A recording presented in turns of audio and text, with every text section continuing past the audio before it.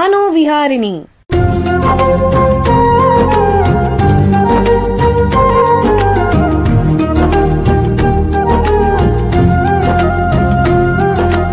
ಬೆಂಗಳೂರಿನ ನಿಮ್ಹಾನ್ಸ್ ವತಿಯಿಂದ ಮಾನಸಿಕ ಆರೋಗ್ಯ ಮತ್ತು ನರವಿಜ್ಞಾನ ಕುರಿತ ಪ್ರಾಯೋಜಿತ ಶಿಕ್ಷಣ ಮಾಲಿಕೆ. ಸಹಯೋಗ ಕರ್ನಾಟಕ ವಿಜ್ಞಾನ ಮತ್ತು ತಂತ್ರಜ್ಞಾನ ಅಕಾಡೆಮಿ, ವಿಜ್ಞಾನ ಮತ್ತು ತಂತ್ರಜ್ಞಾನ ಇಲಾಖೆ, ಕರ್ನಾಟಕ ಸರ್ಕಾರ. ಕೇಳಿ ಮಾನಸಿಕ ಆರೋಗ್ಯ ಮತ್ತು ನರವಿಜ್ಞಾನ ಕುರಿತ ಮಾಲಿಕೆ ಮನೋವಿಹಾರಿಣಿ. ನಮಸ್ಕಾರ ಶ್ರೋತೃಗಳೇ, ನಿಮಗೆಲ್ಲರಿಗೂ ಮನೋವಿಹಾರಿಣಿ ಶಿಕ್ಷಣ ಮಾಲಿಕೆಯ ಈ ಸಂಚಿಕೆಗೆ ಆತ್ಮೀಯ ಸ್ವಾಗತ. ಹಿಂದಿನ ಹಲವು ಸಂಚಿಕೆಗಳಿಂದ ನರಮಂಡಲದ ಅಸ್ವಸ್ಥತೆಗಳ ಬಗ್ಗೆ ಚರ್ಚೆ ಮಾಡ್ತಾ ಬಂದಿದ್ದೀವಿ. ಅವುಗಳ ಪೈಕಿ ಪ್ರಮುಖವಾಗಿರುವಂತಹ ಮಿದುಳುಗಾಯದ ಬಗ್ಗೆ, ಅದರಲ್ಲೂ ರಸ್ತೆ ಅಪಘಾತ ಮತ್ತು ಮಿದುಳುಗಾಯದ ಬಗ್ಗೆ ಮಾಹಿತಿ ಸಂಗ್ರಹಿಸಿದ್ವಿ ಹೋದ ಸಂಚಿಕೆಯಲ್ಲಿ. ಇವತ್ತು ಅದನ್ನು ಮುಂದುವರಿಸೋಣ. ಹಿಂದಿನ ಸಂಚಿಕೆಯಲ್ಲಿ ರಸ್ತೆ ಅಪಘಾತಗಳ ಮುಖ್ಯ ಕಾರಣ ಏನು, ರಸ್ತೆ ಅಪಘಾತಗಳಲ್ಲಿ ಭಾರತೀಯ ಮತ್ತು ಜಾಗತಿಕ ಅಂಕಿಅಂಶಗಳೇನು ಅಂತ ತಜ್ಞರು ತಿಳಿಸಿದ್ರು. ಅಪಘಾತಗಳಿಂದ ಯಾರ ಮೇಲೆ ಹೆಚ್ಚು ಪರಿಣಾಮ ಬೀರುತ್ತೆ, ರಸ್ತೆ ಅಪಘಾತಗಳಿಗೂ ಮತ್ತು ಮಿದುಳುಗಾಯಕ್ಕೂ ಏನು ಸಂಬಂಧ ಅನ್ನೋದ್ರ ಬಗ್ಗೆ ಕೂಡ ತಿಳ್ಕೊಂಡ್ವಿ. ಈಗ ತಲೆಗೆ ಗಾಯ ಆಗೋದು ಅಂದ್ರೇನು, ಮಿದುಳುಗಾಯ ಆಗೋದು ಅಂದ್ರೇನು, ಆ ಎರಡರ ನಡುವೆ ವ್ಯತ್ಯಾಸ ಏನು, ಇದರಲ್ಲಿ ಎಷ್ಟು ವಿಧಗಳಿವೆ ಅಂದ್ಬಿಟ್ಟು ಹಿಂದಿನ ಸಂಚಿಕೆಯಲ್ಲಿ ವೈದ್ಯರು ತಿಳಿಸಿದರು. ಒಬ್ಬ ವ್ಯಕ್ತಿಗೆ ಮಿದುಳಿಗೆ ಗಾಯ ಆದರೆ ಆ ವ್ಯಕ್ತಿಯಲ್ಲಿ ಕಂಡುಬರುವಂತಹ ಲಕ್ಷಣಗಳು ಯಾವುವು ಅನ್ನೋದನ್ನು ಕೂಡ ವೈದ್ಯರು ತಿಳಿಸಿದರು. ಸಾಮಾನ್ಯ ಜನರಿಗೆ ಅನ್ವಯವಾಗುವಂತಹ ಮುಖ್ಯವಾದ ವಿಷಯದ ಬಗ್ಗೆ ಮಾಹಿತಿ ಮತ್ತೆ ಸಲಹೆ ಕೂಡ ಕೊಟ್ಟರು. ಅದೇನಂದ್ರೆ, ರಸ್ತೆ ಅಪಘಾತದಿಂದಲೋ ಅಥವಾ ಬೇರೆ ಕಾರಣಗಳಿಂದ ತಲೆಗೆ ಗಾಯವಾದ ವ್ಯಕ್ತಿನ ನೋಡಿದ್ರೆ ನಾವೇನ್ ಮಾಡಬೇಕು, ಏನು ಪ್ರಥಮ ಚಿಕಿತ್ಸೆ ಇತ್ಯಾದಿ. ಈಗ ಜನರಲ್ಲಿ ಮೂಡುವಂತಹ ಪ್ರಶ್ನೆ ಏನು ಅಂತಂದ್ರೆ, ಆಸ್ಪತ್ರೆಯಲ್ಲಿ ವೈದ್ಯರು ಮಿದುಳುಗಾಯದ ತಪಾಸಣೆ ಹೇಗೆ ಮಾಡ್ತಾರೆ, ಯಾವ ಪರೀಕ್ಷೆಗಳನ್ನು ಮಾಡ್ತಾರೆ, ಇದಕ್ಕೆ ಚಿಕಿತ್ಸೆ ಏನು ಅಂತ. ಇಂತಹ ಪ್ರಶ್ನೆಗಳನ್ನು ಕುರಿತು ಇಂದಿನ ಸಂಚಿಕೆಯಲ್ಲಿ ತಜ್ಞರ ಹತ್ರ ಮಾಹಿತಿ ಸಂಗ್ರಹಿಸೋಣ. ನರಶಸ್ತ್ರ ಚಿಕಿತ್ಸೆ ಕ್ಷೇತ್ರದಲ್ಲಿ ಸುಮಾರು 15 ವರ್ಷಗಳಿಂದ ವೈದ್ಯಕೀಯ ಸೇವೆ ಮತ್ತು ಸಂಶೋಧನೆ ಮಾಡ್ತಾ ಇರುವಂತಹ ನಿಮ್ಹಾನ್ಸ್ ನ್ಯೂರೋ ಸರ್ಜರಿ ವಿಭಾಗದಲ್ಲಿ ಹೆಚ್ಚುವರಿ ಪ್ರಾಧ್ಯಾಪಕರಾಗಿರುವಂತಹ ಡಾಕ್ಟರ್ ನಿಶಾಂತ್ ಸದಾಶಿವ ಅವರು ನಮ್ಮೊಂದಿಗಿದ್ದಾರೆ. ಅವರನ್ನು ಸ್ವಾಗತಿಸೋಣ. ನಮಸ್ಕಾರ ಡಾಕ್ಟರ್ ನಿಶಾಂತ್ ಅವರೇ. ನಮಸ್ತೆ. ನಿಮಗೆ ಈ ಕಾರ್ಯಕ್ರಮಕ್ಕೆ ಸ್ವಾಗತ. ಅವರ ಜೊತೆ ಅದೇ ವಿಭಾಗದಲ್ಲಿ ಸುಮಾರು 10 ವರ್ಷಗಳಿಂದ ಸೇವೆ ಸಲ್ಲಿಸ್ತಾ ಇರುವಂತಹ ಸಹ ಪ್ರಾಧ್ಯಾಪಕರಾದ ಡಾಕ್ಟರ್ ಅಭಿನಿತ್ ಶಶಿಧರ್ ಅವರು ಕೂಡ ನಮ್ಮ ಜೊತೆ ಇದ್ದಾರೆ. ಅವರನ್ನು ಸ್ವಾಗತಿಸೋಣ. ನಮಸ್ಕಾರ ಡಾಕ್ಟರ್ ಅಭಿನಿತ್ ಅವರೇ. ನಮಸ್ತೆ. ನಿಮಗೆ ಈ ಕಾರ್ಯಕ್ರಮಕ್ಕೆ ಸ್ವಾಗತ. ಡಾಕ್ಟರ್ ನಿಶಾಂತ್ ಅವರೇ, ನಿಮಗೆ ಈ ಸಂಚಿಕೆಯ ಮೊದಲನೇ ಪ್ರಶ್ನೆ ಏನು ಅಂತಂದ್ರೆ, ಮೆದುಳುಗಾಯದ ರೋಗಿನ ವೈದ್ಯರು ಹೇಗೆ ಪರೀಕ್ಷಿಸ್ತಾರೆ, ದಯವಿಟ್ಟು ತಿಳಿಸಿ. ರೋಗಿ ಬಂದಾಗ ನಾವು ಮೊದಲು ABC ಅಂತ ಹೇಳ್ತೀವಿ ನಾವು, ಏರ್ವೇ ಬ್ರೀದಿಂಗ್ ಸರ್ಕ್ಯುಲೇಷನ್. ಉಸಿರಾಟ ಚೆನ್ನಾಗಿ ನಡೀತಾ ಇದೆಯಾ ಇಲ್ವಾ, ಉಸಿರಾಟ ಸರಿಯಾಗಿ ಆಗ್ತಾ ಇಲ್ಲ ಅಂತ ಅಂದ್ರೆ ಟ್ಯೂಬ್ ಹಾಕಿ ಏನು ಇಂಟ್ಯೂಬೇಷನ್ ಮಾಡಿ ಅವ್ರಿಗೆ ಉಸಿರಾಟ ಕರೆಕ್ಟ್ ಆಗಿ ಮಾಡೋ ತರ ಮಾಡಬೇಕು. ಸರ್ಕ್ಯುಲೇಷನ್ ಅಕಸ್ಮಾತ್ ರೋಗಿಗೆ ಸರ್ಕ್ಯುಲೇಷನ್ ಸರಿಯಾಗಿ ಆಗ್ದೇನೆ ಅಥವಾ ರಕ್ತಸ್ರಾವಾಗಿ ಬ್ಲಡ್ ಕಡಿಮೆ ಆಗಿದ್ರೆ, ಇಲ್ಲ ಬ್ಲಡ್ ಕೊಡ್ಬೇಕಾಗತ್ತೆ, ಇಲ್ಲ ಅಂತ ಅಂದ್ರೆ ಅವ್ರಿಗೆ ಫ್ಲೂಯಿಡ್ಸ್ ಅಂತ ಏನ್ ಹೇಳ್ತೀವಿ ಸಲೈನ್ ಹಾಕಿ ಅವ್ರಿಗೆ ಚೆನ್ನಾಗಿ ಸರ್ಕ್ಯುಲೇಷನ್, ಹಾರ್ಟ್ ಎಲ್ಲ ಚೆನ್ನಾಗಿ ವರ್ಕ್ ಆಗ್ತಿದೆ ಅಂತ ನೋಡ್ಬೇಕು. ಯಾಕಂದ್ರೆ ಈವನ್ ನಮ್ಗೆ ಮೆದುಳಿಗೆ ಗಾಯ ಆಗಿದ್ರು ಚೆನ್ನಾಗಿ ಉಸಿರಾಟ ಇಲ್ಲ ಅಥವಾ ಚೆನ್ನಾಗಿ ರಕ್ತ ಸಂಚಲನ ಇಲ್ಲ ಅಂತ ಅಂದ್ರೆ ಅದರಿಂದನೂ ಬ್ರೈನ್ ಡ್ಯಾಮೇಜ್ ಆಗುತ್ತೆ.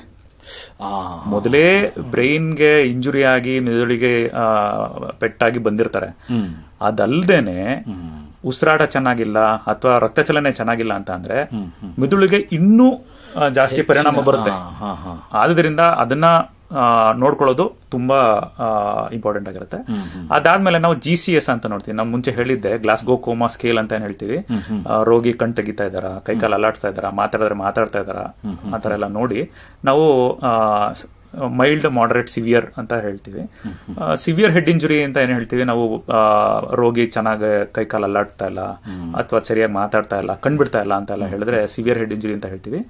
ಅಂತ ಸಮಯದಲ್ಲಿ ಒಂದು 100 ಜನ ಬಂದ್ರೆ ಸುಮಾರು 40% ಜನಕ್ಕೆ ಅದು ಪ್ರಾಣಾಪಾಯಕಾರಿಯಾಗಿರುತ್ತೆ. ಆದ್ರಿಂದ ಅವ್ರಿಗೆ ಮೊದಲು ನಾವು ಟ್ರೀಟ್ಮೆಂಟ್ ಅಥವಾ ಚಿಕಿತ್ಸೆನ ಶುರು ಮಾಡಬೇಕಾಗುತ್ತೆ. ಅಂದ್ರೆ ನೀವು ಹೇಳೋ ಪ್ರಕಾರ ಸೌಮ್ಯ, ಮಧ್ಯಮ, ತೀವ್ರ 3 ಹಂತದಲ್ಲಿ ಮಿದುಳುಗಾಯ ಆಗಿದ್ರೆ ಅದರ ಪ್ರಕಾರ ನೀವು ಚಿಕಿತ್ಸೆ ಕೊಡ್ತೀರಾ ಅಂತ ಹೇಳ್ತಿದ್ದೀರಾ. ಹೌದು. ಹಾಗೆ ಬರೋ ರೋಗಿಗಳನ್ನ ವರ್ಗೀಕರಿಸ್ತೀರಾ ಅಂತ ಹೇಳ್ತೀರಾ. ಈಗ ನೀವು ಹೇಳಿದ್ರಲ್ಲ, ಈಗ ತೀವ್ರವಾಗಿರೋದ್ರೆ ತುಂಬಾ ಸೀರಿಯಸ್ ಆಗಿರುತ್ತೆ ಅಂತ, ರೋಗಿ ಇವಾಗ ಪ್ರತಿಕ್ರಿಯಿಸ್ತಾನೆ ಇಲ್ಲ, ಪ್ರಜ್ಞಾಹೀನನಾಗಿದ್ದಾರೆ, ಅಂತ ಸಂದರ್ಭದಲ್ಲಿ ಏನ್ ಮಾಡ್ತೀರಾ? ಅಂತ ಸಮಯದಲ್ಲಿ ನಾವು ಕಣ್ಣಲ್ಲಿ ಪ್ಯೂಪಿಲರ್ ರಿಯಾಕ್ಷನ್ ಅಂತೆಲ್ಲ ನೋಡ್ತೀವಿ. ಅದೆಲ್ಲ ನೋಡಿ ಅದೆಲ್ಲ ಸ್ವಲ್ಪ ಜಾಸ್ತಿ ಪ್ರಾಬ್ಲಮ್ ಇದ್ರೆ ನಾವು ಇಮಿಡಿಯೇಟ್ ಆಗಿ CT ಸ್ಕ್ಯಾನ್ ಅಂತ ಮಾಡ್ತೀವಿ. CT ಸ್ಕ್ಯಾನ್ ಮಾಡಿ ಅವ್ರಿಗೆ ತಲೆ ಒಳಗಡೆ ಏನಾದ್ರು ಬ್ಲಡ್ ಕ್ಲಾಟ್ ಏನಾದ್ರು ಆಗಿದ್ರೆ, ರಕ್ತಸ್ರಾವ ಆಗಿದ್ರೆ ಅದಕ್ಕೆ ಶಸ್ತ್ರಚಿಕಿತ್ಸೆ ಬೇಕಾ ಅಥವಾ ಬೇಡವಾ ಅಂತ ನಿರ್ಣಯ ಮಾಡಬೇಕಾಗುತ್ತೆ. ತೀವ್ರತೆ ಆಧಾರದ ಮೇಲೆ ಅವರು ಮೈಲ್ಡ್, ಮಾಡರೇಟ್, ಸಿವಿಯರ್ ಅಂತ ಮಾಡಿದೀರಾ.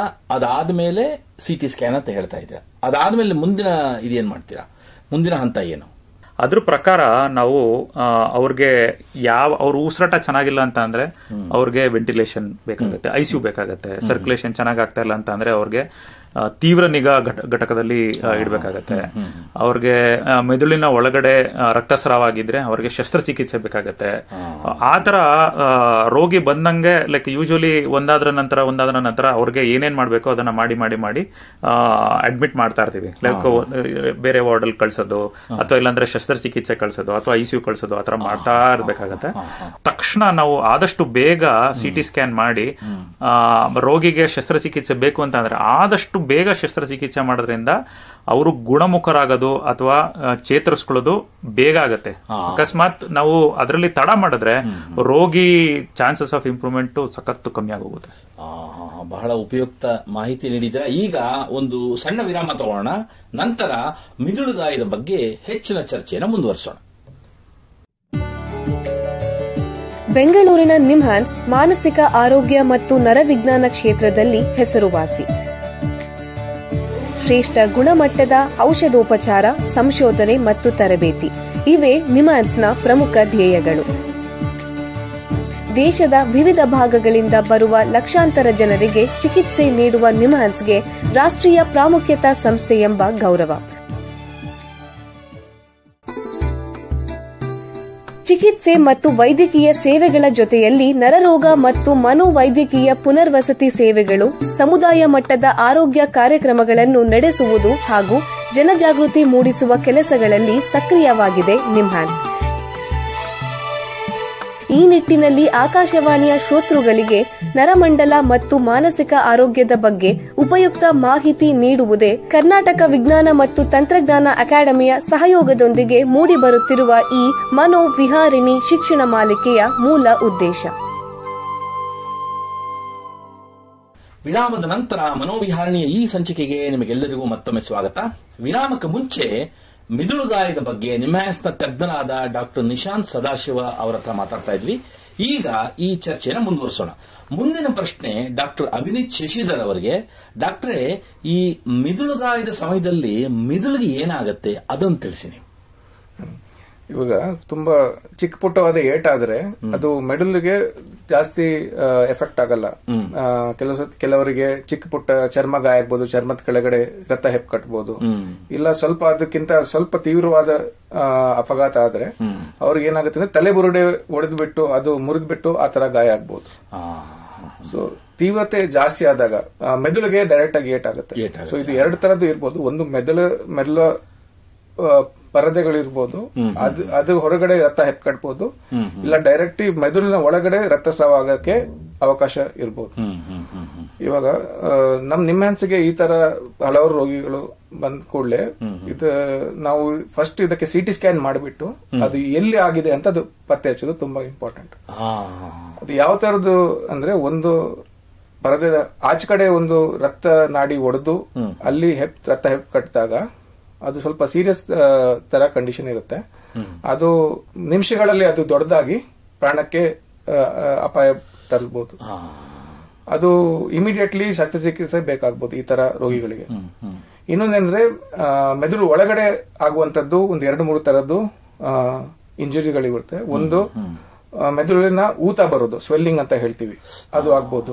ಇಲ್ಲ ಮೆದುಳು ಒಳಗಡೆ ರಕ್ತ ಹೆಪ್ಪು ಕಟ್ಟಬಹುದು, ಹೆಮಟೋಮಾ ಅಂತ ಹೇಳ್ತೀವಿ. ಇಲ್ಲದ್ರೆ ಮೆದುಳುಗೆ ಸೂಕ್ಷ್ಮವಾದ ಏಟು, ತುಂಬಾ ಸೂಕ್ಷ್ಮ ಜಾಗದಲ್ಲಿ ಎಲ್ಲಿ ಪ್ರಜ್ಞೆ ಇಲ್ಲ ಉಸಿರಾಟ ಇದೆಲ್ಲ ಕಂಟ್ರೋಲ್ ಇರುತ್ತೆ, ಅಲ್ಲಿನೂ ಏಟಾಗಿ ಚಿಕ್ಕ ಪುಟ್ಟ ಏಟು, ಇದಕ್ಕೆ ಡಿಫ್ಯೂಸ್ ಆಕ್ಷನ್ ಅಂತ ಹೇಳ್ತೀವಿ. ಅದು ಸ್ವಲ್ಪ ತೀವ್ರವಾದ ಏಟು. ಈ ತರ ವಿಧ ವಿಧವಾಗಿ ಬ್ರೈನ್ ಒಳಗಡೆ ಮೆದುಳು ಒಳಗಡೆ ತೊಂದರೆ ಬರ್ಬೋದು. ಅಂದ್ರೆ ನೀವು ಹೇಳೋ ಪ್ರಕಾರ ಇವೆಲ್ಲ ನೀವು CT ಸ್ಕ್ಯಾನ್ ಮುಖಾಂತರ ಎಲ್ಲಿ ಮಿದುಳಲ್ಲಿ ಯಾವ ರೀತಿ ಗಾಯ ಆಗಿದೆ ಅಂತ ನೀವು ಹೇಳ್ತೀರಾ. ಮುಂದಿನ ಪ್ರಶ್ನೆ ಡಾಕ್ಟರ್ ನಿಶಾಂತ್ ಸದಾಶಿವ ಅವರಿಗೆ. ಡಾಕ್ಟ್ರೇ, ಈಗ ಮಿದುಳು ಗಾಯ ಆಗಿದೆ ಅನ್ನೋದು ಖಚಿತವಾದ ಮೇಲೆ ಇದಕ್ಕೆ ರೋಗಿಗೆ ಯಾವ ರೀತಿ ಚಿಕಿತ್ಸೆಗಳಿವೆ ದಯವಿಟ್ಟು ತಿಳಿಸಿ. ಸೊ ಡಾಕ್ಟರ್ ಅಭಿನೀತ್ ಹೇಳ್ದಂಗೆ ನಾವು CT ಸ್ಕ್ಯಾನ್ ಮಾಡಿದಾಗ ರಕ್ತಸ್ರಾವ ಆಗಿ ತಲೆ ಒಳಗಡೆ ಬ್ಲಡ್ ಕ್ಲಾಟ್ ಇದೆಯಾ ಇಲ್ವಾ ಅಂತ ನೋಡ್ತೀವಿ. ಅದಾದ್ಮೇಲೆ ಅದು ಬೇಕಾದಷ್ಟು ಪದರಗಳಲ್ಲಿರ್ಬೋದು. ಡಾಕ್ಟರ್ ಅಭಿನೀತ್ ಹೇಳ್ದಂಗೆ ಎಕ್ಸ್ಟ್ರಾ ಡ್ಯೂರಲ್ ಅಂತ ಪದರದ ಹೊರಗಡೆ ಇದ್ದು ಅದು ರಕ್ತನಾಡಿ ಒಡೆದು ಬೇಗ ದೊಡ್ಡದಾಗುವಂತ ಚಾನ್ಸಸ್ ಇರೋದ್ರಿಂದ ಅಂತವ್ರಿಗೆ ಇಮ್ಮಿಡಿಯೇಟ್ ಆಗಿ ಸರ್ಜರಿ ಮಾಡ್ತೀವಿ. ಲೈಕ್ ಅಂತ ಪೇಷಂಟ್ ನಾವು ನೋಡಿದ ತಕ್ಷಣ ಲೈಕ್ CT ಸ್ಕ್ಯಾನ್ ಮಾಡಿದ ತಕ್ಷಣ ಡೈರೆಕ್ಟ್ ಆಗಿ ಶಸ್ತ್ರಚಿಕಿತ್ಸೆ ಕರ್ಕೊಂಡು ಹೋಗ್ಬಿಡ್ತೀವಿ. ಅಂದ್ರೆ ಅದೇ ಮುಖ್ಯವಾದ ಚಿಕಿತ್ಸೆ ಅವರಿಗೆ, ಅಂದ್ರೆ ಶಸ್ತ್ರಚಿಕಿತ್ಸೆ ಬಹಳ ಮುಖ್ಯವಾದದ್ದು ಅವ್ರಿಗೆ. ಶಸ್ತ್ರಚಿಕಿತ್ಸೆ ಮಾಡಿ ಎಲ್ಲ ಇಂಪ್ರೂವ್ಮೆಂಟ್ ಆದ್ರೆ ಲೈಕ್ ಅವರು ಸಾಮಾನ್ಯವಾಗಿ ತುಂಬಾ ಇಂಪ್ರೂವ್ಮೆಂಟ್ ಆಗೋಗ್ತಾರೆ. ಲೈಕ್ ನೆಕ್ಸ್ಟ್ ಡೇನೆ ನಾವು ಡಿಸ್ಚಾರ್ಜ್ ಮಾಡ್ಬೋದು, ಆ ತರ ಇರ್ತಾರೆ. ಆದ್ರೆ ರಕ್ತದ ಗೆಡ್ಡೆ ಬ್ರೈನ್ ಒಳಗಡೆ, ಮೆದುಳಿನ ಒಳಗಡೆ ಇದ್ರೆ ಅದು ಬ್ರೈನ್ ಡ್ಯಾಮೇಜ್ ಆಗುತ್ತೆ. ಅಂತ ಪೇಷಂಟ್ಗಳಿಗೆ, ಅಂತ ರೋಗಿಗಳಿಗೆ ಬ್ರೈನ್ ಅಲ್ಲಿ ಸ್ವಲ್ಪ ಡ್ಯಾಮೇಜ್ ಇದ್ರೆ ಅದು ಅವಾಗ ಚಿಕ್ಕ ರಕ್ತ ಗೆಡ್ಡೆ ಇದ್ದೂನು ಆದ್ರೆ ಅದರಿಂದ ಆ ಕಡೆ ಈ ಕಡೆ ಇರುವ ಮೆದುಳಿಂದ ಊತ ಬಂದಿರುತ್ತೆ. ಆ ಊತ ಬಂದಿರೋದ್ರಿಂದ ಆ ಮೆದುಳು ಅಷ್ಟು ಚೆನ್ನಾಗಿ ಕೆಲಸ ಮಾಡ್ತಾರಲ್ಲ, ಅದ್ರದ್ದು ಡಿಸ್ಫಂಕ್ಷನ್ ಆಗಿರುತ್ತೆ. ಆದ್ರಿಂದ ಅವ್ರಿಗೆ ಜ್ಞಾನ ಇರಲ್ಲ. ಸೊ ಅವ್ರಿಗೆ ನಾವು ಏನ್ ಹೇಳ್ತೀವಿ, ಕೆಲವು ವಾಲ್ಯೂಮ್ಸ್ ಇರುತ್ತೆ, ನಾವು ನೋಡ್ತೀವಿ ಪೇಷಂಟ್ ಹೇಗಿದ್ದಾರೆ, ರಕ್ತಸ್ರಾವ ಜಾಸ್ತಿ ಆಗಿದೆ ಅಂತೆಲ್ಲ ನೋಡಿ ಇವ್ರಿಗೆ ಶಸ್ತ್ರಚಿಕಿತ್ಸೆ ಬೇಕಾ ಬೇಡವಾ ಅಂತ ವೈದ್ಯರು ಐಡೆಂಟಿಫೈ ಮಾಡಿ ಅಂತವ್ರಿಗೆ ಆಪರೇಷನ್ ಬೇಕಾಗುತ್ತೆ ಕೆಲವ್ರಿಗೆ. ಅಂತ ಆಪರೇಷನ್ ಮಾಡಿದ್ಮೇಲೆ ಮೆದುಳಿನ ಒಳಗಡೆ ಗೆಡ್ಡೆ ಇದ್ದವ್ರಿಗೆ ಲೈಕ್ ಯೂಶಲಿ ಅವರು ರಿಕವರ್ ಆಗಕ್ಕೆ ಅಥವಾ ಚೇತರಿಸ್ಕೊಳ್ಳಕ್ಕೆ ತುಂಬಾ ಟೈಮ್ ತಗೊಳುತ್ತೆ. ಜೊತೆಗೆ ಹೇಗೆ ಡಾಕ್ಟರ್ ಅಭಿನೀತ್ ಹೇಳಿದ್ರು, ಕೆಲವು ಸೂಕ್ಷ್ಮ ಜಾಗದಲ್ಲಿ ಮೆದುಳಿನ ಗೆಡ್ಡೆ ಇದ್ರೆ ಅಂತವ್ರಿಗೆ ಪರ್ಮನೆಂಟ್ ಆಗೂ ಅವ್ರಿಗೆ ಚೇತರಿಸ್ಕೊಳ್ದೇನೆ ಇರೋ ತರನು ಪ್ರಾಬ್ಲಮ್ ಆಗ್ಬೋದು. ಕೆಲವ್ರು ಕೋಮಾದಲ್ಲೇ ಉಳ್ಕೋಬಹುದು. ಆದ್ರೆ ಪ್ರಾಣಾಪಾಯದಿಂದ ಹೊರಗಡೆ ಮಾಡಕ್ಕೆ ಅವ್ರಿಗೆ ತಕ್ಷಣ ಶಸ್ತ್ರಚಿಕಿತ್ಸೆ ಬಹುತೇಕ ಜನರಿಗೆ ಬೇಕಾಗ್ಬೋದು, ರಕ್ತಸ್ರಾವ ದೊಡ್ಡದಾಗಿದ್ರೆ. ಈಗ ಮುಂದಿನ ಪ್ರಶ್ನೆ ಡಾಕ್ಟರ್ ಅಭಿನೀತ್ ಅವರಿಗೆ. ಸರ್ ಡಾಕ್ಟ್ರೇ, ಈ ಶಸ್ತ್ರಚಿಕಿತ್ಸೆ ನಂತರ ರೋಗಿಗಳು ಈ ಮೆದುಳುಗಾಯದಿಂದ ಚೇತರಿಸ್ಕೊಳ್ತಾರೆಯೇ? ಚೇತರಿಸ್ಕೊಳ್ಬಹುದು, ಬಟ್ ಅದು ಅವರು ಎಷ್ಟು ಉತ್ತಮವಾಗಿ ಚೇತರಿಸ್ಕೊಳ್ತಾರೆ ಅದು ಅವ್ರ ಬ್ರೈನ್ ಎಷ್ಟು ಏಟು ಬಿದ್ದಿದೆ ಅದ್ರ ಮೇಲೆ ಡಿಪೆಂಡ್ ಆಗುತ್ತೆ. ಎಷ್ಟು ತೀವ್ರವಾಗಿರುತ್ತೆ ಅದನ್ನ ಆಧರಿಸಿದೆ.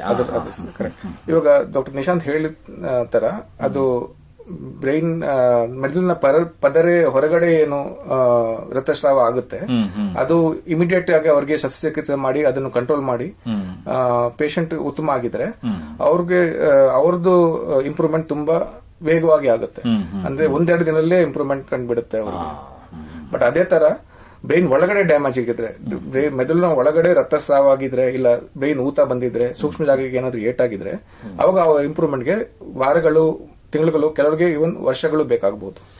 ಸೊ ಈ ತರ ರೋಗಿಗಳಿಗೆ ರಿಹ್ಯಾಬಿಲಿಟೇಷನ್ ಮತ್ತೆ ಫಿಸಿಯೋಥೆರಪಿ ಇದು ತುಂಬಾ ಅವಶ್ಯಕತೆ ಇದೆ. ಇದು ಪುನರ್ವಸತಿ ಮಾಡುವಂತಹ ಯಾವ ರೀತಿ ಸಮಸ್ಯೆಗಳು ಬರ್ಬೋದು ಅವರಿಗೆ? ಅದು ಎರಡು ಬೇಕಾ, ಒಂದು ಮಾನಸಿಕ, ಇನ್ನೊಂದು ಅಂಗವಿಕಲತೆ ತರ ಇರಬಹುದು. ಮಾನಸಿಕ ಸಮಸ್ಯೆ ಏನಂದ್ರೆ ಫಸ್ಟ್ ಅವ್ರಿಗೆ ಏನು ಸ್ವಲ್ಪ ಮೆಮೊರಿ ಲಾಸ್ ಸ್ವಲ್ಪ ಆತರ ಇರ್ಬೋದು, ಇಲ್ಲ ಆಪಸ್ಮಾರ ಅಂತ ಹೇಳ್ತೀವಿ, ಸೀಜರ್ಸ್ ಆತರ ಅದು ಇರ್ಬೋದು, ಇಲ್ಲದ್ರೆ ತಲೆ ಚಕ್ಕರ ಬರೋದು, ಪ್ರತಿದಿನ ಕೆಲಸ ಮಾಡೋರಿಗೆ ಸ್ವಲ್ಪ ಕಷ್ಟ ಆಗೋದು, ಮತ್ತೆ ತುಂಬಾ ಇಮೋಷನಲ್ ಆಗೋದು, ಈ ತರ ಎಲ್ಲ ಮಾನಸಿಕ ತೊಂದರೆ ಬರಬಹುದು. ಯಾಕಂದ್ರೆ ಅವ್ರು ಇಷ್ಟು ಸಡನ್ ಆಗಿ ಅಪಘಾತ ಆಗಿದೆ, ಕೋಪ್ ಅಪ್ ಮಾಡಕ್ಕೆ ಅವ್ರಿಗೆ ಶಕ್ತಿ ಬೇಕಾಗುತ್ತೆ. ಅದಕ್ಕೆ ಮೇ ಬಿ ಕೌನ್ಸಿಲಿಂಗ್ ಬೇಕಾಗಬಹುದು, ಅವ್ರಿಗೆ ರಿಹ್ಯಾಬಿಲಿಟೇಷನ್ ಬೇಕಾಗಬಹುದು.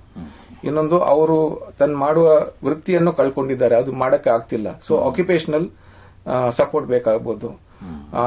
ಸಪೋರ್ಟ್ ಅವರು ಸಮುದಾಯದ್ದು ಮತ್ತೆ ಪರಿವಾರದ್ದು ಸಪೋರ್ಟ್ ಇರೋದು ತುಂಬಾ ಅವಶ್ಯಕತೆ ಇದೆ. ಬಹಳ ಉಪಯುಕ್ತ ಮಾಹಿತಿ ನೀಡಿದ್ರೆ. ನೋಡಿ, ನಿಮ್ ಜೊತೆ ಮಾತಾಡ್ತಾ ಕಾಲ ಕಳೆದಿದ್ದೇ ಗೊತ್ತಾಗಿಲ್ಲ. ಇಲ್ಲಿಗೆ ಈ ಸಂಚಿಕೆ ಮುಗಿಸುವಂತ ಸಮಯ ಆಗ್ತಿದೆ. ಡಾಕ್ಟರ್ ನಿಶಾಂತ್ ಅವರೇ, ಡಾಕ್ಟರ್ ಅಭಿನೀತ್ ಅವರೇ, ಎಲ್ಲ ಕೇಳುಗರಿಗೆ ಮೆದುಳುಗಾಯದ ಬಗ್ಗೆ, ಅದರಲ್ಲೂ ರೋಗ ನಿರ್ಣಯ ಅಥವಾ ಡಯಾಗ್ನೋಸಿಸ್ ಮತ್ತು ಶಸ್ತ್ರಚಿಕಿತ್ಸೆ ಬಗ್ಗೆ ಉಪಯುಕ್ತ ಮಾಹಿತಿ ನೀಡಿದಿರಾ. ನಿಮಗೆ ಎಲ್ಲರ ಪರವಾಗಿ ಧನ್ಯವಾದಗಳು. ಶ್ರೋತೃಗಳೇ, ಮಾನಸಿಕ ಆರೋಗ್ಯ ಮತ್ತು ನರವಿಜ್ಞಾನದ ಬಗ್ಗೆ, ಅದರಲ್ಲೂ ಮೆದುಳುಗಾಯದ ಬಗ್ಗೆ ಇನ್ನೂ ಹೆಚ್ಚಿನ ಮಾಹಿತಿಯೊಂದಿಗೆ ಮನೋವಿಹಾರಣೆಯ ಮುಂದಿನ ಸಂಚಿಕೆಯಲ್ಲಿ ಭೇಟಿಯಾಗೋಣ. ನಮಸ್ಕಾರ. ಇಲ್ಲಿಯವರೆಗೆ ಬೆಂಗಳೂರಿನ ನಿಮ್ಹಾನ್ಸ್ ವತಿಯಿಂದ ಮಾನಸಿಕ ಆರೋಗ್ಯ ಮತ್ತು ನರವಿಜ್ಞಾನ ಕುರಿತ ಪ್ರಾಯೋಜಿತ ಶಿಕ್ಷಣ ಮಾಲಿಕೆ ಮನೋವಿಹಾರಿಣಿ ಕೇಳಿದಿರಿ. ಸಹಯೋಗ ಕರ್ನಾಟಕ ವಿಜ್ಞಾನ ಮತ್ತು ತಂತ್ರಜ್ಞಾನ ಅಕಾಡೆಮಿ, ವಿಜ್ಞಾನ ಮತ್ತು ತಂತ್ರಜ್ಞಾನ ಇಲಾಖೆ, ಕರ್ನಾಟಕ ಸರ್ಕಾರ. ನೆರವು ಮಾನಸಿಕ ಆರೋಗ್ಯ ಶಿಕ್ಷಣ ವಿಭಾಗ, ನಿಮ್ಹಾನ್ಸ್ ಹಾಗೂ ನಿವೇದಿತಾ BS, ನಿಮ್ಹಾನ್ಸ್. ಸಂಗೀತ ಸಂಯೋಜನೆ ಕೆ. ಕಲ್ಯಾಣ್. ಪರಿಕಲ್ಪನೆ, ನಿರೂಪಣೆ ಮತ್ತು ನಿರ್ಮಾಣ ಡಾಕ್ಟರ್ ಎಂಎಂ ಶ್ರೀನಿವಾಸ್ ಭರತ್ ನಿಮ್ಹಾನ್ಸ್. ನಿಮ್ಮ ಸಂದೇಶಗಳನ್ನು ಕಳಿಸಬೇಕಾದ ದೂರವಾಣಿ ಸಂಖ್ಯೆ 7899105524 7899105524. ವಾಟ್ಸ್ಆಪ್ ಸಂದೇಶಗಳು ಮಾತ್ರ. ಈ ಕಾರ್ಯಕ್ರಮದ ಮುಂದಿನ ಸಂಚಿಕೆ ಮುಂದಿನ ವಾರ ಇದೇ ಸಮಯಕ್ಕೆ ಮನೋವಿಹಾರಿಣಿ ಮಾಲಿಕೆಯಲ್ಲಿ.